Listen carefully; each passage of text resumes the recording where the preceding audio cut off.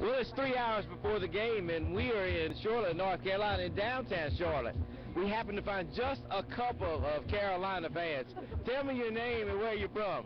Erica Stave, and I'm from Fayetteville, North Carolina. Max Dave from Arkansas. Arkansas? Is that the team that lost a couple weeks ago to UL Monroe? Well, don't feel so bad, because Auburn almost lost too. So, all right, well, here we are with some Saints fans. Where are you from? Appaloosa, Louisiana. Tampa, Florida. Knowledge! Shout out! Biloxi, Mississippi. Florida. As you can see, Saints fans come from far and near, and it just so happens that there are a few Carolina fans here as well. We're hoping that you enjoy the day. We're looking forward to a great time. Who's going to win the game today? Check out the socks! Now that's the Saints fan. Welcome to Bank of America Stadium. For Inside Saints Football, I'm Tony Gambino. Well, for the first time in the Sean Payton era, or should we put an asterisk by that, like they do sometimes in baseball, the Saints start 0-2. A difficult test again for the New Orleans Saints. Drew Brees just was not comfortable in the pocket. For the second game in a row, the New Orleans Saints trailed by 2 scores going into the fourth quarter. Difficult for any team to continue to overcome that. It sure looks like this team is still looking for some leadership and a spark to ignite him, to get him over the top. On offense, Pierre Thomas really was the greatest spot out there today. Only 9 carries, 12.2 yard average, 110 yards. On the other hand, Mark Ingram, need to start questioning. 3.3 yard average. In the first quarter, he was averaging 7.6. As the game continued, though, Mark didn't seem to come through for us. It's going to be interesting to see what happens. See if Aaron Cromer can get this team going. See if this team can turn it around.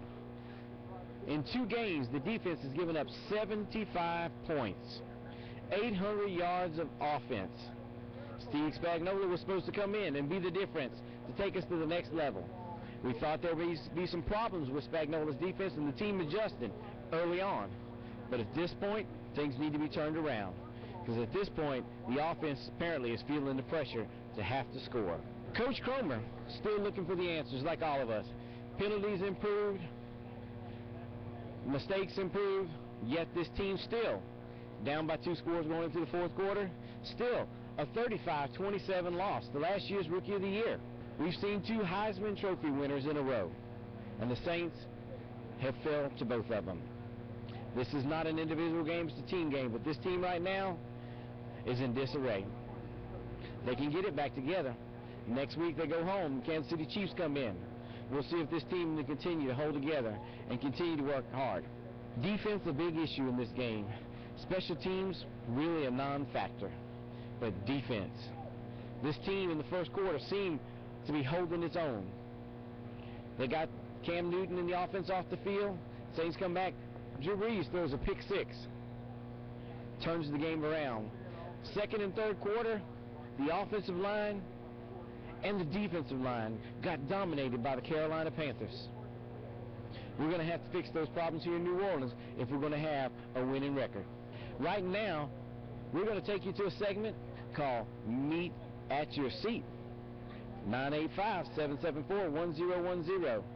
We want you to text us that number if you're going to a Saints game home and away. As you can see, we met somebody who's pretty popular among Saints fans.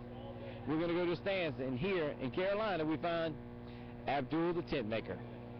It's third quarter, 21-13. Saints have the ball now. They made a defensive stop. We come all the way here to Carolina, and who do we find? You may know him as Abdul the Tent Maker.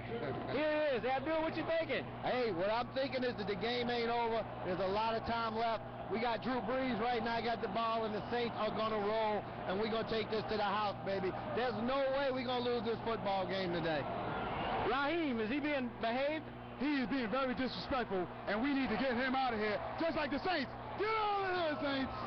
As you can see, sometimes when Saints fans go place, it gets a little crazy. But that's all right. The Who Dat Nation shows up everywhere and anywhere.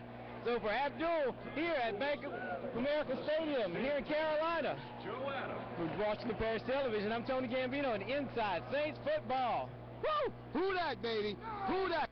Well, welcome back to Bank of America Stadium, and I have the privilege of being joined today by WWL anchor, sports anchor, the Saints man, Juan Kincaid. Juan, tough day out here, huh? A very tough day in a game when you had a chance to win, and you just don't do enough things on the offensive side of the ball to win a football game, but you don't really get a lot of help from your defense. Really difficult day here in Charlotte for the Saints.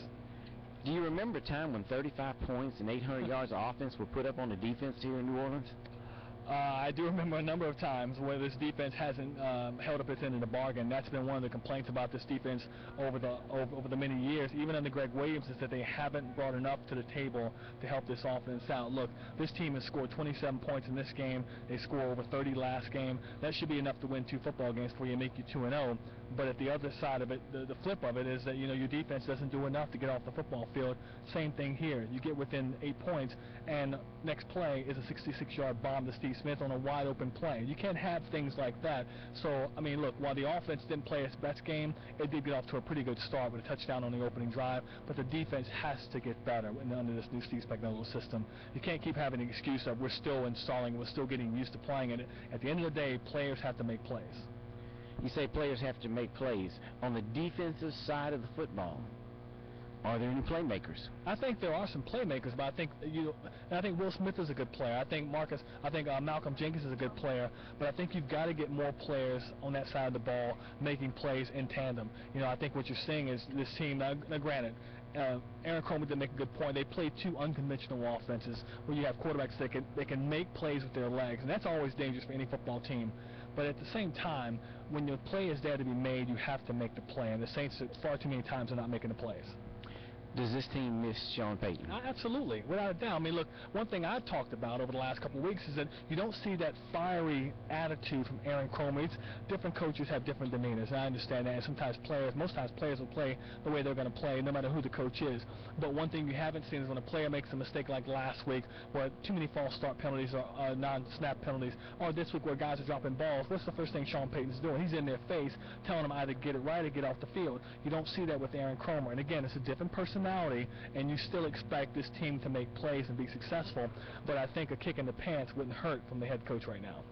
So is this team starting to kind of adopt that passive Cromer style, and does this hurt Cromer? No, I don't. In his auditioning for other head coach positions? I don't think so. Well, first question first. I don't think it hurts makes it more passive aggressive. Look, they ran the ball very well today. They tried to run it down the Panthers' throats, 160-something yards on the ground. The problem is that, you know, you couldn't stop them from scoring. So you can't keep running the ball because it ends up becoming a time factor. That was the Saints' problems there. As for Cromer, I mean, he has to do a better job of getting this team in the right position to win football games. I think it needs to be more energy and fire come from him on the sideline. But more than that, his defense has to help him out. The coach can only put the players in a position to win. The players have to make the execution, make the play, and right now the Saints' defense is not making the play. 2 games in a row, 49 passes or more. When the Saints do that, they're 3-14. So how are we going to stop that? How are we going to keep from getting behind by 2 scores at the beginning of the 4th quarter? Well, your defense has to play better. I mean, look, you're asking the offense to have to score 30 points a game again for a 2nd season in a row. We know they're capable of doing that, but at the end of the day, eventually this defense has to show that it can stop some football teams. I don't care what offense you're playing, conventional, non-conventional, whatever it is, you have to be able to limit teams how many points they put up on the board. Because mistakes are going to happen. The pick 6 by Drew Brees, those things are going to happen. Fumbles, turnovers, those things are going to happen. It's a part of the game. How you come back from those, as the players say, is the most important part. But your defense has to be able to bail you out every now and then, and right now, we're not seeing that, and you have to see that no matter who you're playing.